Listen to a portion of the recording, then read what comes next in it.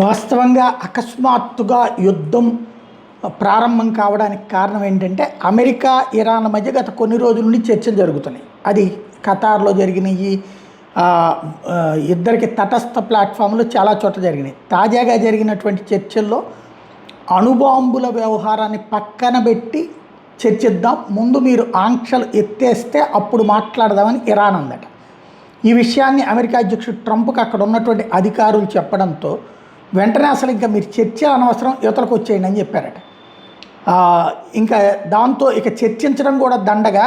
Iran చాలా క్లియర్గా ఉంది తమ అణ్వాయుధాలు తయారు చేసుకోవాలని.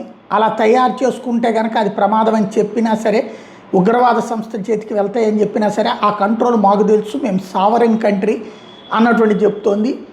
మేము బాంబులు తయారు చేయకుండా ఉండాలంటే మాకు ఈ షరతులు అని చెప్పి పెడుతోంది.